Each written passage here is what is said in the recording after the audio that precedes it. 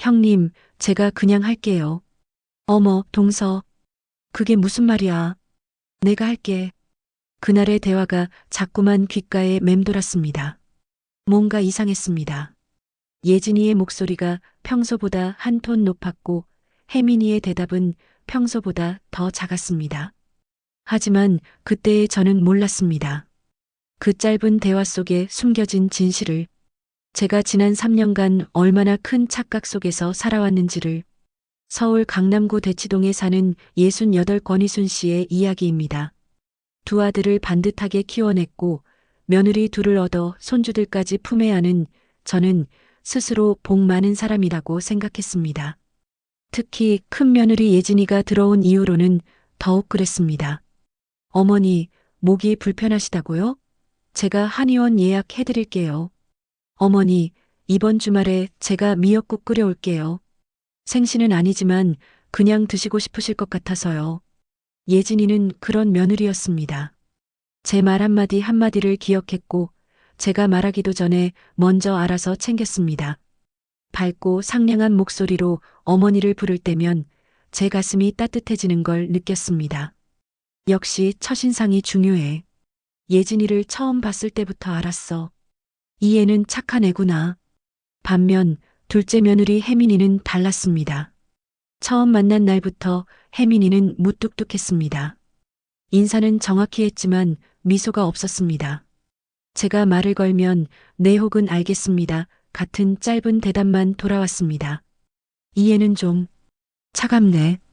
물론 나쁜 애는 아니었습니다. 예의는 있었고 시키는 일은 했습니다. 하지만 그뿐이었습니다. 예진이처럼 먼저 다가오는 법이 없었고 제 마음을 헤아려 주는 것 같지도 않았습니다. 명절 때마다 그 차이는 더욱 분명해졌습니다. 지난 설날이었습니다. 아침 일찍부터 예진이가 부엌을 오가며 음식을 준비했습니다. 앞치마를 두르고 이것저것 챙기는 모습이 참 기특했습니다. 어머니, 앉아 계세요. 제가 다 할게요. 아니야, 예진아. 내가 도와줘야지. 어머니는 손목이 안 좋으시잖아요. 제가 할게요. 그렇게 예진이는 분주히 움직였고 저는 마음이 편했습니다. 반면 혜민이는 거실 한쪽에 앉아 아이들을 돌보고 있었습니다. 가끔 부엌 쪽을 보는 것 같았지만 일어나서 돕겠다는 말은 하지 않았습니다. 저 애는 왜 저렇게 눈치가 없을까? 점심 식사가 끝나고 설거지를 하는데 예진이가 제 옆으로 다가왔습니다. 어머니, 전 괜찮은데 동서가 부엌엔 한 번도 안 오네요. 예진이는 웃으며 말했지만 그 웃음 뒤에 피곤함이 어려 있었습니다. 아유, 제가 괜한 말을 했나 봐요. 동서도 나름 애들 봐주느라 힘들었을 거예요. 예진이는 그렇게 말하며 혜민이를 감싸주었습니다. 그 모습을 보며 저는 생각했습니다. 예진이는 정말 마음이 넓구나. 저렇게 혼자 다 하면서도 불평 한마디 없이. 그리고 동시에 혜민이가 밉기도 하고 서운함이 쌓였습니다. 혜민이는 어쩜 저럴까? 예진이가 맏며느리라도 그렇지 얼마나 힘든지 모르나. 그러던 어느 날이었습니다. 제 생일이 2주 앞으로 다가온 화요일 오후, 저는 큰아들 준혁이네 집에 갔습니다. 손주를 보러 간 김에 예진이와 차 한잔 할 생각이었습니다. 초인종을 누르려는데 문이 열려 있길래 조심스럽게 안으로 들어갔습니다. 예진아, 나왔어. 거실은 조용했습니다. 예진이는 안방에서 전화 통화를 하고 있었습니다. 문이 살짝 열려 있어서 목소리가 새어나왔습니다. 응, 알았어. 그럼 동서가 그거 준비하는 걸로. 어차피 시간 많잖아. 전화를 끊는 소리가 들렸습니다. 저는 이상한 느낌이 들었습니다. 동서? 혜민이 얘기를 하는 건가? 곧 예진이가 안방에서 나왔습니다. 어머니, 언제 오셨어요? 깜짝이야. 문이 열려 있길래 그냥 들어왔어. 통화 중이었구나? 아, 네. 동서랑 통화했어요. 어머니 생신 준비 얘기 좀 하려고요. 예진이는 환하게 웃었습니다. 동서도 이번엔 뭔가 준비하고 싶대요. 그래서 제가 좀 도와주려고요. 그래, 혜민이가? 저는 놀랐습니다. 혜민이가 먼저 무언가를 하겠다고 한 적이 거의 없었기 때문입니다. 네. 근데 동서가 워낙 소극적이잖아요. 제가 옆에서 챙겨줘야 할 것 같아요. 예진이는 그렇게 말하며 차를 내왔습니다. 제가 좋아하는 따뜻한 유자차였습니다. 어머니, 이번 생신에는 가족들이 다 모여서 맛있는 거 먹어요. 제가 예약할게요. 그래, 고맙다. 예진아. 그날 저는 예진이의 세심함에 또 한 번 감동했습니다. 하지만 동시에 마음 한구석에 작은 가시 같은 게 박혔습니다. 어차피 시간 많잖아. 예진이가 전화로 했던 그 말이 자꾸 맴돌았습니다. 그건 배려하는 사람의 말투가 아니었습니다. 뭔가 시키는 사람의 말투 같았습니다. 아니야. 내가 잘못 들었을 거야. 저는 고개를 저었습니다. 예진이가 그럴 리 없었습니다. 예진이는 착한 애였습니다. 하지만 그날 밤 잠자리에 누워서도 그 목소리가 지워지지 않았습니다. 그리고 문득 이런 생각이 들었습니다. 나는 정말 예진이를 제대로 알고 있는 걸까? 침대 옆 탁자 위에 놓인 제 안경이 희미한 달빛에 반짝였습니다. 평생 사람 보는 눈이 있다고 자부했던 제 눈. 그 눈이 지금 무언가 중요한 것을 놓치고 있는 건 아닐까? 다음 날부터 저는 달라졌습니다. 아니, 정확히는 제가 보는 방식이 달라졌습니다. 평소처럼 며느리들을 대했지만 이제는 그들의 말과 행동 하나하나를 조금 더 주의 깊게 들여다보기 시작했습니다. 내가 뭘 놓치고 있었던 걸까? 그 질문이 머릿속을 떠나지 않았습니다. 일주일 후 토요일 오후였습니다. 둘째 아들 준호네 집에서 가족 모임이 있었습니다. 특별한 날은 아니었지만 손주들 얼굴도 볼 겸 다들 모이기로 했었죠. 거실에는 준혁이와 준호, 그리고 아이들이 TV를 보고 있었습니다. 저는 주방에서 예진이, 혜민이와 함께 과일을 깎고 있었습니다. 예진이가 먼저 입을 열었습니다. 어머니, 제가 사과 깎을게요. 어머니는 편히 앉아 계세요. 아니야, 괜찮아. 같이 하자. 예진이는 능숙하게 사과를 깎기 시작했습니다. 그 옆에서 혜민이는 조용히 배를 깎고 있었습니다. 동서, 배 좀 더 얇게 잘라. 어머니 이빨이 안 좋으시잖아. 예진이의 목소리였습니다. 겉으로 들으면 조언처럼 들렸습니다. 하지만 그 어조에는 뭔가 다른 게 섞여 있었습니다. 지시. 그것은 조언이 아니라 지시였습니다. 혜민이는 아무 말 없이 고개만 끄덕이며 배를 다시 깎기 시작했습니다. 네. 제가 신경을 못 썼네요. 혜민이의 목소리는 평소처럼 담담했습니다. 하지만 제 눈에는 그 어깨가 미세하게 처진 것처럼 보였습니다. 저는 입을 열려다 참았습니다. 좀 더 지켜보자. 과일을 다 깎고 거실로 나가려는데 예진이가 혜민이에게 말했습니다. 동서, 설거지는 동서가 해줘. 나는 어머니랑 할 얘기가 좀 있어서. 네, 형님. 제가 할게요. 예진이는 살갑게 제게 팔짱을 착 끼며 거실로 이끌었습니다. 어머니, 요즘 동서 보셨죠? 좀 더 적극적으로 하려고 노력하는 것 같아요. 제가 옆에서 조금씩 알려주고 있어요. 예진이는 부드럽게 웃으며 말했습니다. 그래, 예진이 내가 고생이 많구나. 아니에요.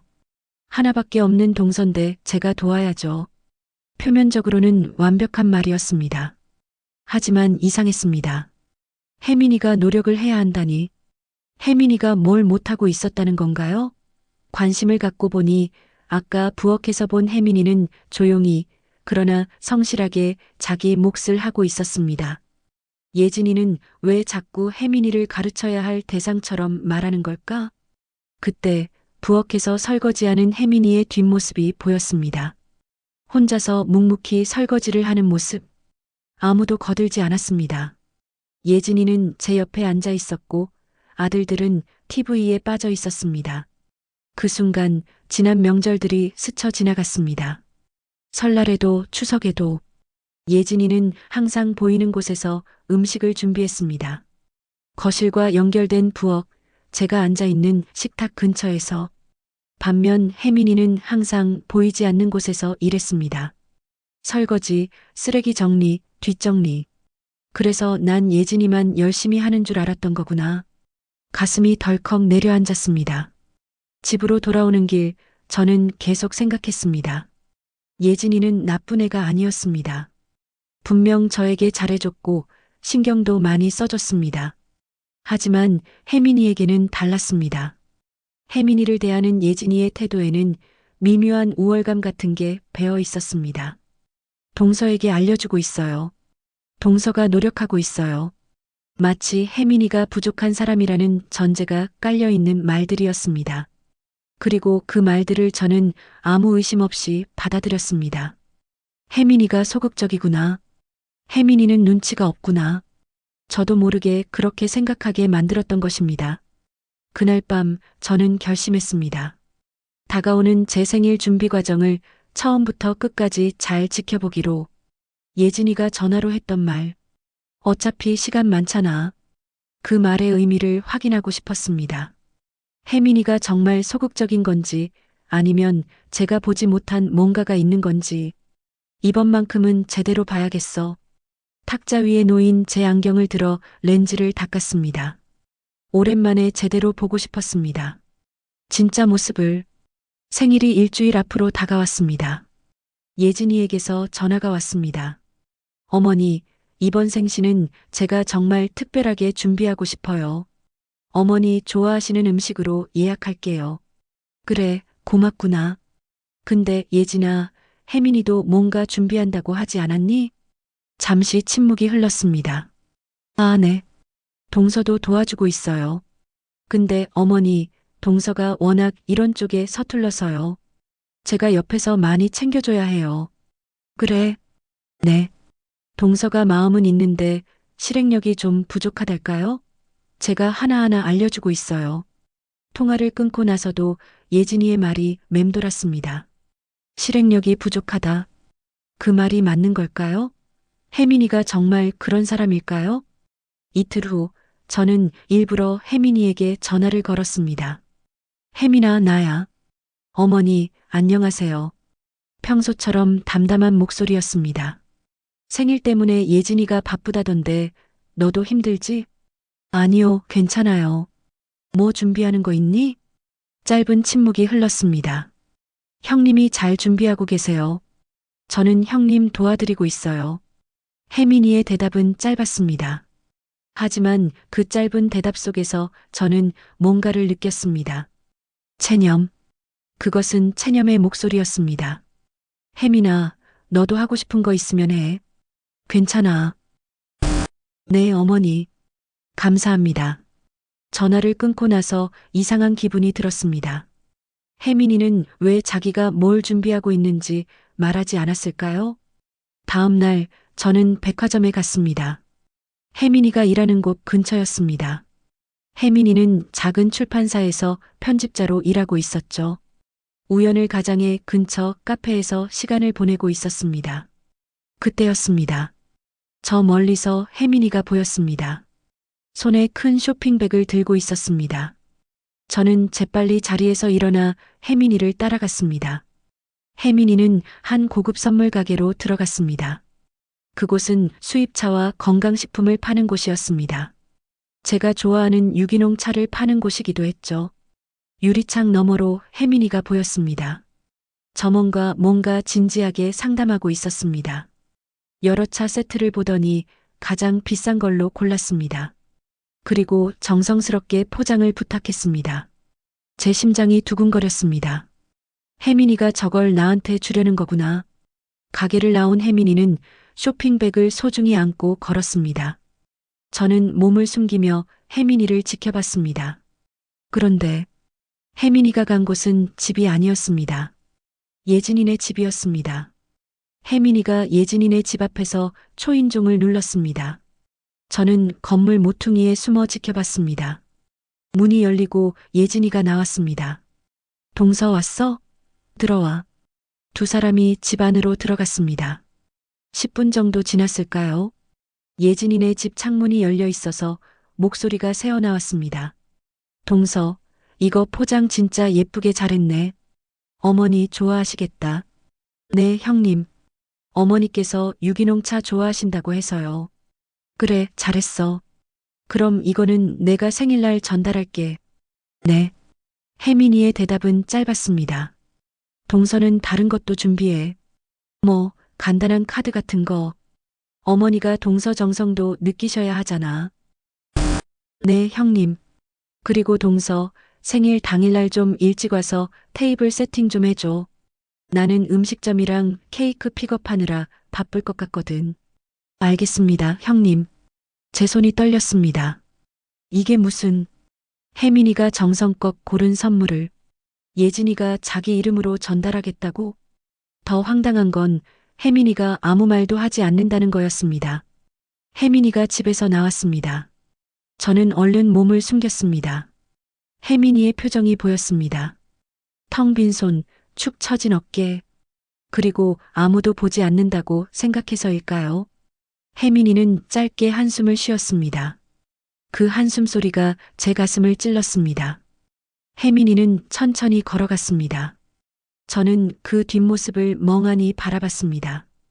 혜민이는 알고 있었던 거구나. 예진이가 자기 공을 가져간다는 걸. 그런데도 아무 말도 하지 않는 거였습니다. 왜 가만히 있는 걸까? 그날 저녁 예진이에게서 문자가 왔습니다. 어머니, 생신 선물 준비 다 됐어요. 어머니가 좋아하실 만한 걸로 골랐어요. 기대하세요. 제 손에 든 핸드폰이 무겁게 느껴졌습니다.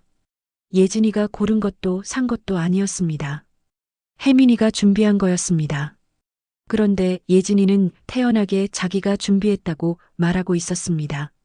이 애가 이렇게까지 하는 사람이었나? 아니, 더 정확히는 내가 이런 걸 모르고 살아왔다고? 저는 거울을 봤습니다. 68년을 살아온 제 얼굴이 낯설게 느껴졌습니다. 사람 보는 눈이 있다고 자부했던 이 눈이 대체 뭘 보고 있었던 걸까요? 휴대폰을 내려다보며 혼잣말이 새어나왔습니다. 나는 대체 뭘 본 거지? 그리고 문득 더 무서운 생각이 들었습니다. 내가 혜민이에게 했던 말들은 어땠을까? 지난 3년간 저는 혜민이에게 차갑게 대했습니다. 혜민아, 너 뭐 기분 나쁜 일 있니? 왜 그렇게 맨날 뚱해 있어? 예진이처럼 밝아지려고 노력이라도 좀 하는 게 좋겠다. 혜민아, 예진이한테 이런 것 좀 배워봐. 그런 말들을. 그 말들이 혜민이에게 어떤 상처를 남겼을지. 아니, 어쩌면 그 말들이 예진이에게는 어떤 무기가 되었을지. 가슴이 먹먹해졌습니다. 생일 3일 전이었습니다. 아침 일찍 현관문을 나서는데 옆집 순자가 저를 불렀습니다. 준혁 엄마, 잠깐만. 순자는 제 오랜 친구였습니다. 같은 아파트에서 15년을 살았고 서로의 속사정을 다 아는 사이였죠. 순자는 손에 김치통을 들고 있었습니다. 이거 좀 먹어봐. 어제 담갔는데 괜찮은 것 같아서. 아유, 고마워. 들어와서 차라도 한 잔 하고 가. 그래, 그럴까? 거실에 앉아 차를 마시는데 순자가 조심스럽게 입을 열었습니다. 자기 둘째 며느리 말이야. 제 손이 멈췄습니다. 응, 왜? 그 애 참 착하더라. 착해? 순자는 고개를 끄덕였습니다. 지난주에 내가 허리를 삐끗해서 꼼짝도 못하고 누워 있었잖아. 자기네 둘째 며느리가 들렀더라고. 저는 순자를 가만히 바라봤습니다. 그래서 반찬을 한가득 들고 왔어.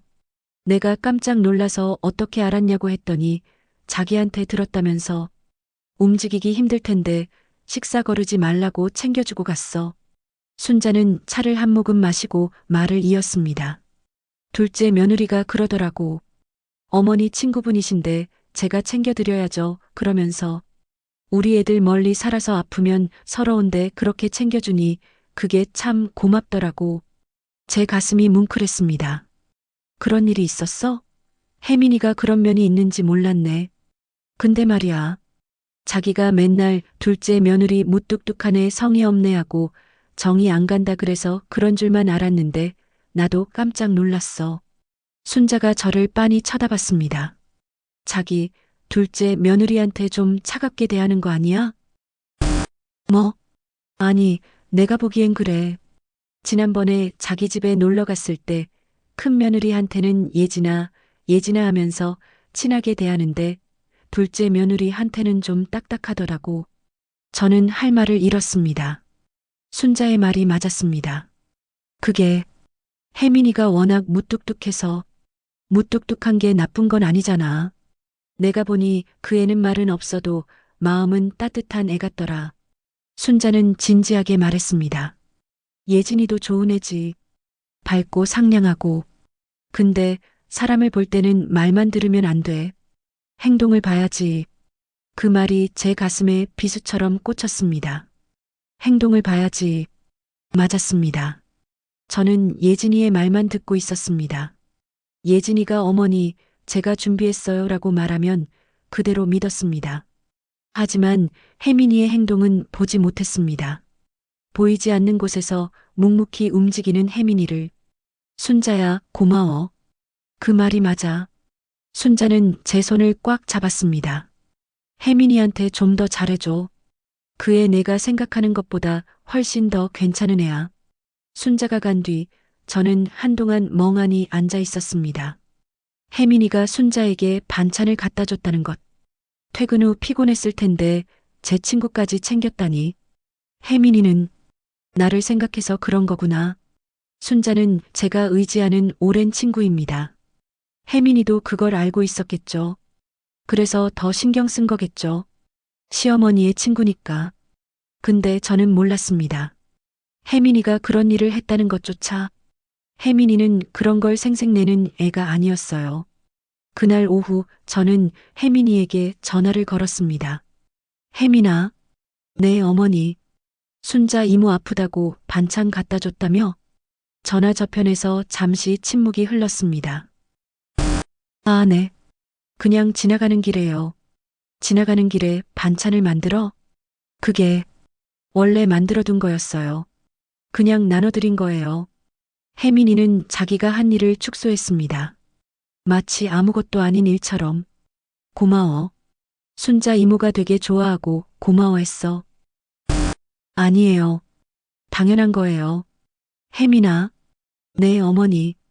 저는 잠시 망설이다 입을 열었습니다. 바쁠 텐데 세심하게 챙겨줘서 고맙구나. 전화 저편이 조용해졌습니다. 그리고 혜민이의 목소리가 들렸습니다. 작지만 떨리는 목소리로. 아니에요, 어머니. 전화를 끊고 나서 저는 눈물이 날 것 같았습니다. 혜민이는 단 한 번도 자기가 뭘 했다고 말하지 않았습니다. 순자가 먼저 말하지 않았다면 저는 영영 모를 뻔했습니다. 반면 예진이는 늘 자기가 뭘 했는지 말했습니다. 아니, 자기가 하지 않은 것까지도 자기가 한 것처럼 말했습니다. 나는 정말 눈이 멀어 있었구나. 그날 저녁 예진이에게서 전화가 왔습니다. 어머니, 내일 케이크 픽업하러 가는데 어머니 좋아하시는 맛으로 주문했어요. 그래, 고맙다.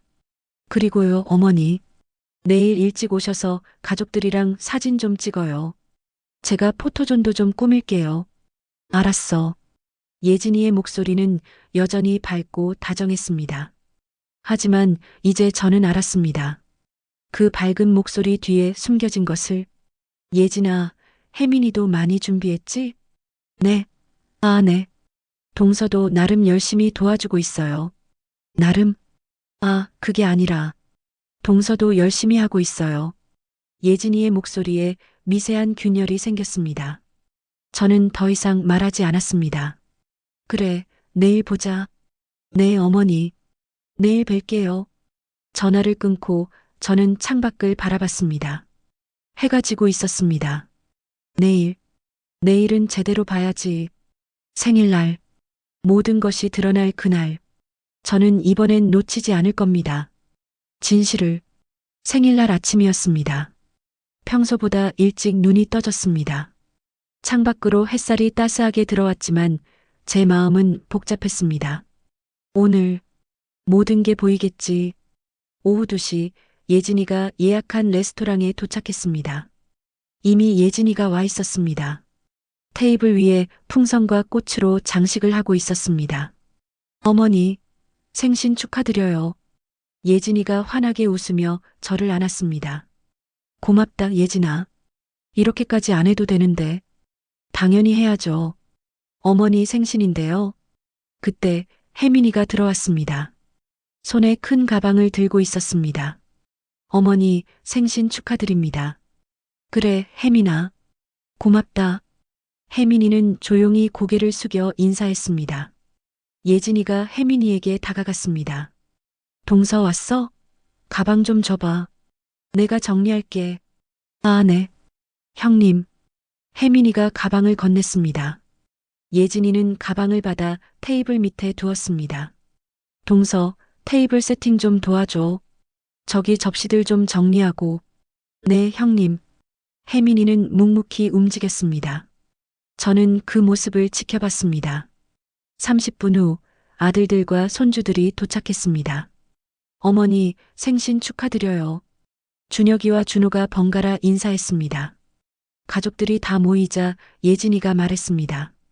자, 그럼 어머니 생신 선물 드릴게요. 예진이는 큰 쇼핑백을 들고 왔습니다. 제가 본 그 쇼핑백이었습니다. 혜민이가 고급 선물 가게에서 사온 바로 그 쇼핑백. 어머니, 이거 어머니가 좋아하시는 유기농 차 세트예요. 제가 정성껏 골랐어요. 예진이는 환하게 웃으며 선물을 건넸습니다. 제 손이 떨렸습니다. 고맙구나, 예진아.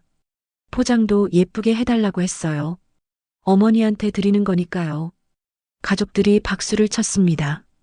역시 형수는 센스가 있어. 준호가 말했습니다. 저는 혜민이를 봤습니다.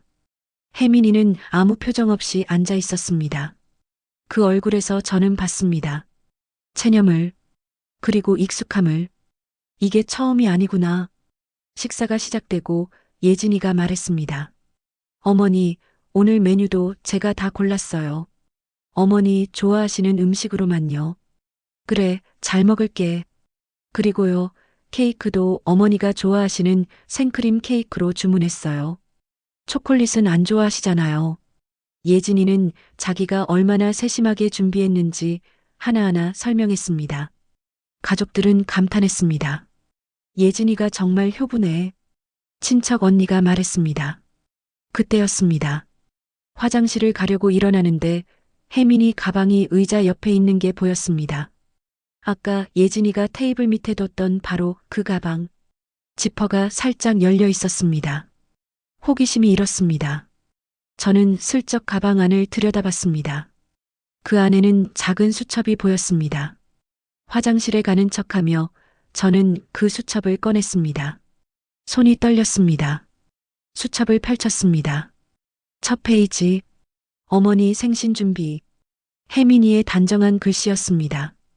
어머니 좋아하시는 음식 된장찌개, 갈치조림, 나물류. 어머니 좋아하시는 차 유기농 허브차, 국화차.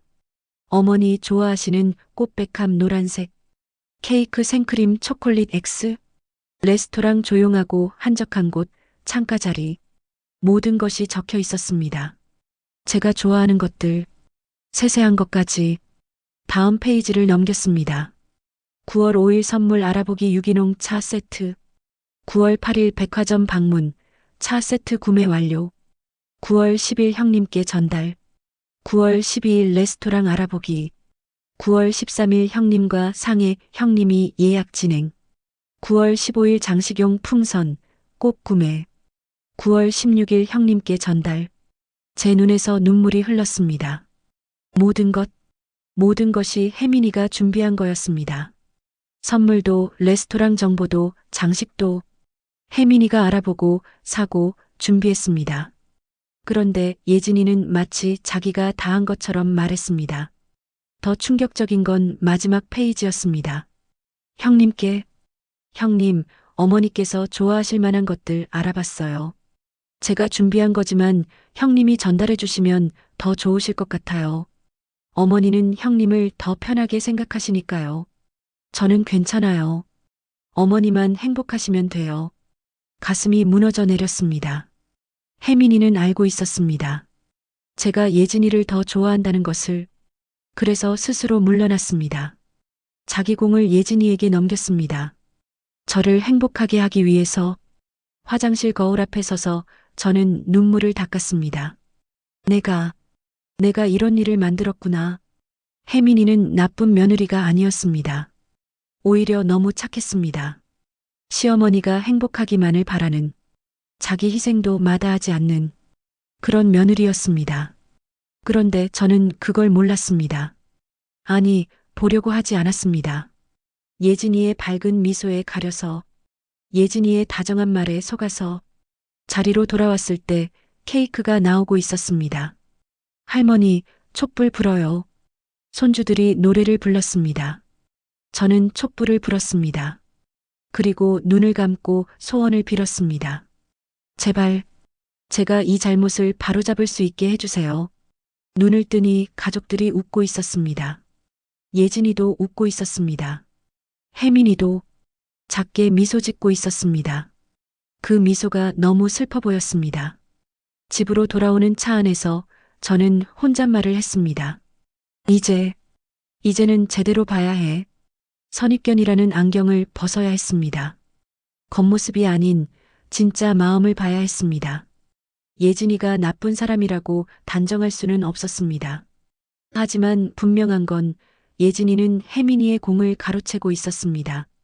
교묘하게, 자연스럽게, 아무도 눈치채지 못하게. 그리고 혜민이는 그걸 알면서도 참고 있었습니다. 가족의 평화를 위해서, 저를 실망시키지 않기 위해서. 혜민아, 미안해. 그 말이 목구멍까지 올라왔지만 아직 할 수 없었습니다. 아직은 안 됐습니다. 제대로 된 사과를 하려면 제대로 된 해결이 필요했습니다. 예진이에게 깨닫게 해줘야 했습니다. 혜민이에게 용기를 줘야 했습니다. 그리고 무엇보다 가족들에게 진실을 보여줘야 했습니다.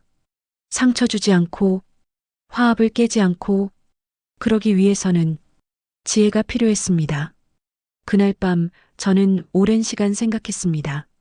어떻게 하면 예진이를 깨우칠 수 있을까? 어떻게 하면 혜민이를 구해낼 수 있을까? 어떻게 하면 우리 가족이 진짜 화합을 이룰 수 있을까? 그리고 깨달았습니다. 이건 제 잘못이기도 하다는 것을.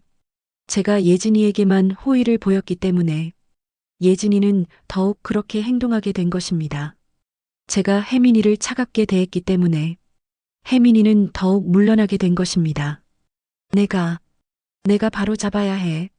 침대 옆 안경을 들었습니다. 이제 이 안경으로는 안 됐습니다. 새로운 눈이 필요했습니다. 진실을 볼 수 있는, 마음을 볼 수 있는 그런 눈이. 생일이 지나고 일주일이 흘렀습니다. 저는 계속 고민했습니다. 어떻게 해야 할까? 하지만 쉽지 않았습니다.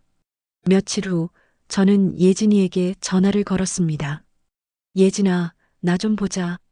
우리 둘이서. 네, 어머니. 언제요? 내일 점심때 우리 집으로 와줄래? 알겠어요. 내일 뵐게요. 예진이의 목소리는 여전히 밝았습니다. 다음 날 예진이가 왔습니다. 어머니, 저 왔어요. 그래, 들어와. 앉아. 저는 차를 내왔습니다. 예진아. 네, 어머니. 생일 선물. 정말 고마웠어. 아니에요. 당연한걸요. 근데 말이야. 저는 조심스럽게 입을 열었습니다. 그 차 세트. 예진이 내가 직접 고른 거니? 예진이의 얼굴이 순간 굳었습니다. 네, 제가 골랐어요. 혜민이는 뭐 준비한 거 없니? 동서요? 동서는 카드 썼어요. 보셨잖아요. 그 카드. 간단한 메시지만 적힌 그 카드.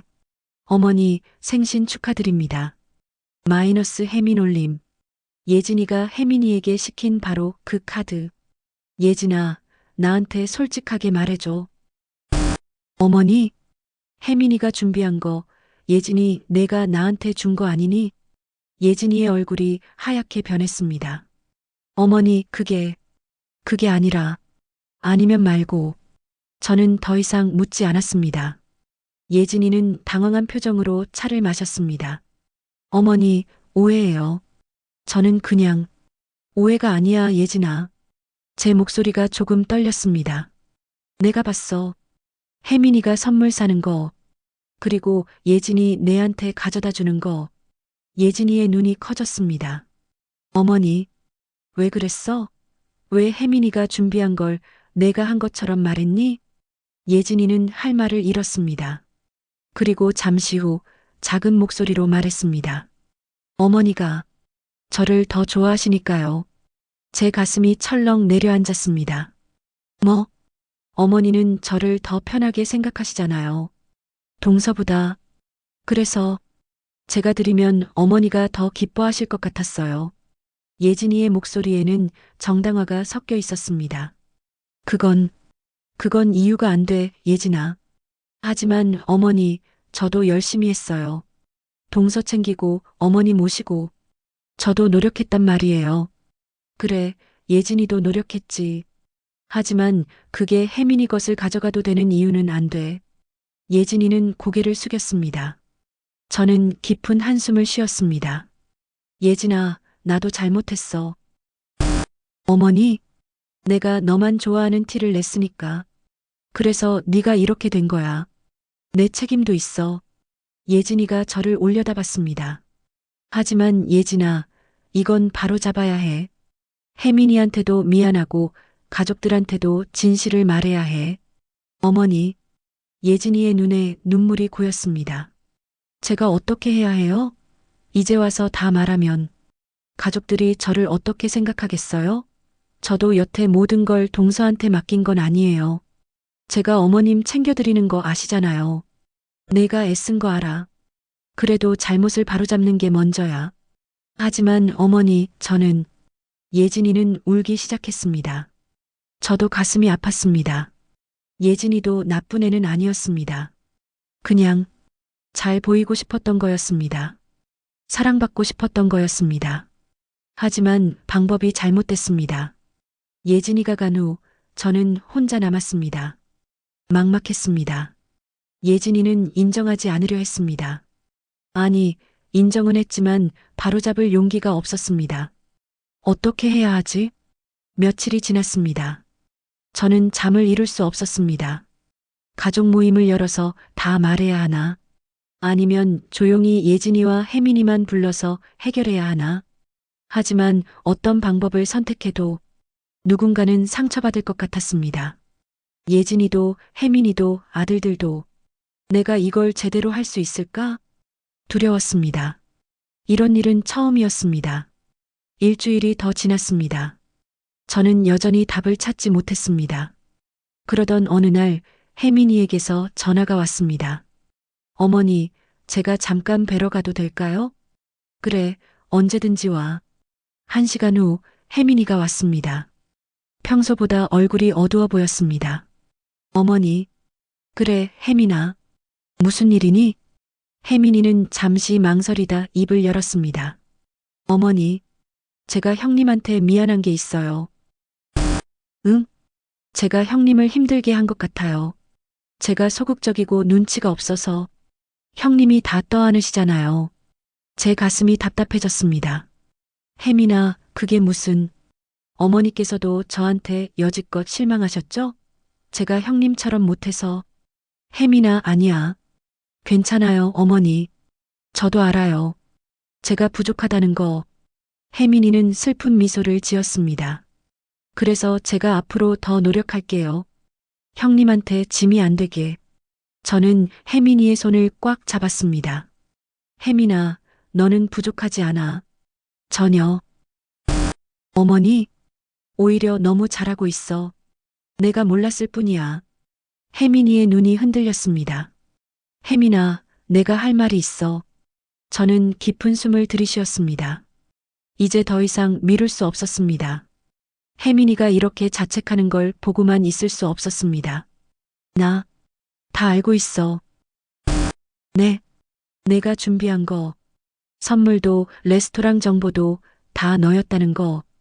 혜민이의 얼굴이 창백해졌습니다. 어머니, 그건... 미안해, 혜민아. 내가 너한테 너무 차갑게 대했어. 그래서 내가 이렇게 물러나게 만들었어. 혜민이의 눈에서 눈물이 흘렀습니다. 어머니, 이제 바로잡을게. 늦었지만 이제라도 바로잡을게.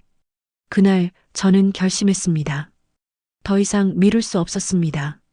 가족들 앞에서 진실을 말해야 했습니다. 하지만 예진이를 망신 주려는 게 아니었습니다. 예진이에게도 기회를 줘야 했습니다. 스스로 잘못을 인정하고 바로잡을 기회를. 그래야 진짜 화합이 이루어질 테니까. 추석이 다가왔습니다. 저는 가족들에게 연락했습니다. 이번 추석에는 우리 집에서 모이자.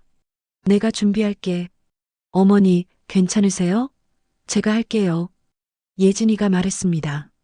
아니야, 이번에는 내가 하고 싶어. 다들 그냥 와. 추석 당일, 가족들이 다 모였습니다. 준혁이, 준호, 예진이, 혜민이, 그리고 손주들. 식탁에는 제가 준비한 음식이 차려져 있었습니다. 어머니, 혼자 다 하시느라 고생하셨어요. 예진이가 말했습니다. 괜찮아. 오랜만에 내가 하고 싶었어. 식사가 끝나고 저는 가족들에게 말했습니다. 다들 잠깐 앉아 있어. 할 말이 있어. 어머니, 무슨 일이세요? 준혁이가 물었습니다. 오늘 너희한테 고백할 게 있어. 가족들이 조용해졌습니다. 저는 예진이를 봤습니다. 예진이는 긴장한 표정으로 저를 바라봤습니다. 예진아, 먼저 물어볼게. 지난 생일 때 선물 누가 준비한 거니? 예진이의 얼굴이 하얗게 변했습니다. 어머니, 그게 솔직하게 말해줘. 예진이는 입술을 깨물었습니다. 가족들이 서로를 쳐다봤습니다. 동서가 준비했어요. 예진이의 목소리가 작게 나왔습니다. 뭐라고? 준혁이가 놀라서 물었습니다. 동서가 선물을 알아보고 샀어요. 저는 그냥 받아서 어머니한테 드린 거예요. 당신 왜 그랬어? 준혁이가 물었습니다. 예진이는 고개를 숙였습니다. 저는 그냥 어머니한테 잘 보이고 싶고 예쁨 받고 싶었어요. 혜민이가 조용히 말했습니다. 형님, 괜찮아요. 제가 괜찮다고 했잖아요. 아니야, 동서. 저는 혜민이를 봤습니다. 괜찮은 게 아니야. 동서가 한 일은 동서가 인정받아야지. 내가 이기적이었어. 저는 가족들을 둘러봤습니다. 너희에게 미안해. 내가 잘못했어. 어머니, 무슨. 내가 예진이만 편애했어. 그래서 예진이가 이렇게 됐고 혜민이가 상처받았어. 제 목소리가 떨렸습니다. 혜민아, 너는 정말 좋은 며느리야. 여지껏 애쓴 너를 내가 몰라봤어. 미안해. 혜민이의 눈에서 눈물이 흘렀습니다. 어머니, 그리고 예진아. 저는 예진이를 봤습니다. 예진이도 나쁘다고만 하는 게 아니야. 그냥 방법이 잘못됐을 뿐이야. 어머니, 저는. 예진이도 울기 시작했습니다. 제가 잘못했어요. 동서한테 미안해요. 동서, 정말 미안해. 동서가 괜찮다고만 하니 이래도 된다고 생각하게 됐나 봐. 혜민이가 예진이에게 다가갔습니다. 형님, 괜찮아요. 아니야, 괜찮지 않아. 내가 너무했어. 예진이는 혜민이의 손을 잡았습니다. 내가 동서가 한 일까지 다 가로채 내 공으로 만들었어. 생일 선물만이 아니야. 명절 준비할 때도, 다른 때도. 동서는 보이지 않는 곳에서 일하고 나는 보이는 곳에서 어머니한테 또 가족들한테 잘 보이려고만 했어. 형님, 진짜 미안해. 나 너무 욕심이 많았어. 어머니한테 사랑받고 싶어서, 가족들한테 인정받고 싶어서. 예진이는 소리내어 울었습니다. 준혁이가 예진이의 어깨에 손을 올렸습니다. 예진아, 너는 이미 우리 가족이야. 잘 보일 필요 없어. 있는 그대로도 충분해. 준호도 말했습니다. 우리가 세심하지 못했어. 미안해. 거실이 조용해졌습니다. 모두가 눈물을 흘리고 있었습니다. 저는 예진이와 혜민이를 불렀습니다. 이리 와봐, 둘 다. 두 며느리가 제 앞에 앉았습니다. 너희 둘 다 좋은 며느리야. 예진이는 밝고 살갑고 혜민이는 차분하고 성실하고. 저는 두 사람의 손을 잡았습니다. 그러면 안 되는데 그동안 내가 둘을 비교했어. 그게 문제였어. 사람은 각자 다른 방식으로 사랑을 표현하는데 나는 색안경을 끼고 한 가지 방식만 편애했어. 어머니, 이제부터는 달라질 거야. 너희 둘 다 있는 그대로 사랑할게. 예진이가 말했습니다. 어머니, 저도 노력할게요. 동서한테 의지하지 말고 제가 할 일은 제가 할게요. 어릴 때 저희 부모님이 이혼하시고 아버지가 재혼하시면서 새어머니 밑에서 눈치 보며 자랐어요. 어머님은 처음 뵀을 때부터 저에게 따뜻하게 대해주시고 그게 너무 좋아서 잘해보려다 보니 동서가 상처받는 줄 모르고 제 생각만 했어요. 혜민이도 말했습니다. 형님, 저도 이제 더 적극적으로 할게요. 두 사람이 서로를 바라봤습니다. 그리고 껴안았습니다. 동서 미안해. 그리고 고마워. 형님 괜찮아요. 서로 돕고 아끼며 살아요. 그날 우리 가족은 진짜 화합을 이뤘습니다. 예진이의 잘못을 드러낸 건 맞지만 그것은 망신을 주려는 게 아니었습니다. 진실을 마주하고 함께 바로잡기 위함이었습니다. 예진이는 용기 내어 자신의 잘못을 인정했습니다. 혜민이는 관대하게 용서했습니다. 그리고 저는 제 선입견과 편애를 사과했습니다. 가족들이 돌아간 후 저는 홀로 거실에 앉아 있었습니다. 창밖으로 달빛이 들어왔습니다. 이제 시작이야. 진짜 화합은 한순간에 이루어지는 게 아니었습니다. 서로를 이해하고 노력하고 시간을 들여 쌓아가는 것. 그것이 진짜 가족이었습니다. 그로부터 석 달이 지났습니다. 겨울이 왔습니다. 거실 창문으로 눈이 내리는 게 보였습니다. 초인종이 울렸습니다. 어머니, 저희 왔어요. 예진이와 혜민이의 목소리였습니다. 문을 열자 두 며느리가 함께 서 있었습니다. 어머니, 오늘 저희 둘이서 음식 만들어 왔어요. 같이 만들었어요. 두 사람은 환하게 웃고 있었습니다. 그래, 들어와. 고맙다. 거실에 앉아 차를 마시며 저는 두 며느리를 바라봤습니다. 많이 달라져 있었습니다. 예진이는 예전처럼 과하게 자기를 드러내지 않았습니다. 혜민이는 예전처럼 움츠러들지 않았습니다. 어머니, 저 요즘 동서한테 많이 배우고 있어요. 그래. 동서가 일 처리하는 거 보면 정말 꼼꼼하더라고요. 저는 좀 덤벙대는 편인데 동서한테 배워서 이제 좀 체계적으로 하려고 노력해요. 혜민이가 웃으며 말했습니다. 형님은 저보다 사교성이 좋으세요. 저도 형님한테 배워서 이제 좀 더 적극적으로 표현하려고 해요. 두 사람이 서로를 보며 웃었습니다. 제 가슴이 따뜻해졌습니다. 이게 진짜 가족이구나. 서로의 장점을 인정하고 배우고 성장하는 것. 그것이 진짜 화합이었습니다. 며칠 후 저는 안경점에 갔습니다. 어르신, 오늘은 무엇을 도와드릴까요? 안경을 새로 맞추려고요. 네, 어떤 걸로 하시겠어요? 저는 잠시 생각했습니다. 제일 잘 보이는 걸로 주세요. 이제 제대로 보고 싶어서요. 직원이 웃으며 안경을 권했습니다. 새 안경을 쓰고 거울을 봤습니다. 세상이 더 선명하게 보였습니다. 이제야 제대로 보이는구나. 집으로 돌아오는 길 저는 생각했습니다. 68년을 살면서 배운 것. 사람을 보는 눈은 타고나는 게 아니라는 것. 끊임없이 노력하고 자신을 돌아보고 배워야 하는 것. 그리고 무엇보다 선입견을 버리고 열린 마음으로 봐야 한다는 것. 저는 실수했습니다. 예진이만 좋아하고 혜민이를 오해했습니다. 늦었지만 바로잡았습니다. 그리고 그 과정에서 배웠습니다.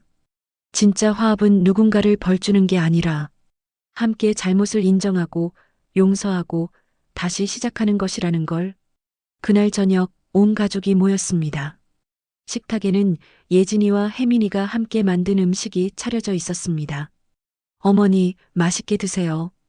고맙다, 얘들아. 식사를 하면서 저는 가족들의 얼굴을 하나하나 바라봤습니다. 준혁이와 준호, 예진이와 혜민이, 그리고 손주들. 모두가 웃고 있었습니다. 진짜 웃음이었습니다. 어머니, 무슨 생각하세요? 혜민이가 물었습니다. 아니야.